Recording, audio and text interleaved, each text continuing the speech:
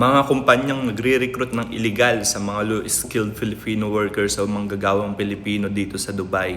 Mahiya naman kayo at maawa naman kayo sa mga kababayan natin. Kaya mga kabayan, mag-ingat po tayo. Ito po advisory ngayon. Illegal na recruitment scheme sa mga low-skilled na manggagawang Pilipino. Pinag-iingat ng konsulado panlahat ng Pilipinas sa Dubai, ang mga Pilipino sa Dubai at sa Hilagang Emirates hingil sa isang bagong illegal na recruitment scheme na naghihikayat sa mga low-skilled na manggagawang Pilipino na magtrabaho sa mga bansang may umiiral na deployment ban, kabilang na ang Pakistan.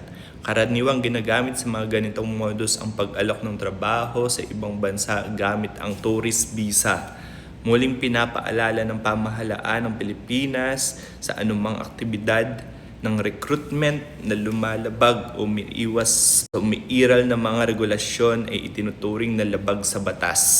Pinapayuhan ng mga publiko na mag-ingat at umiiwas makipag-ugnayan sa sino mang individual o grupo, personal man o online na nag-aalok ng trabaho sa mga bansang may deployment ban. Upang matiyak ang pagiging lehitimo ng isang recruitment agency, hinihikayat ang publiko na kumonsulta sa talaan ng mga lisensyadong recruitment agencies na matatagpuan sa official na website ng Department of Migrant Workers or DMW.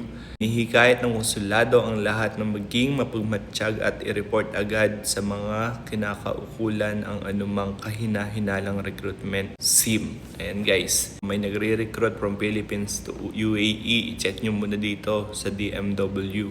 Actually, madami yung nakikitang kumpanya dito sa TikTok na kumukuha ng mga employment kuno sa Pilipinas.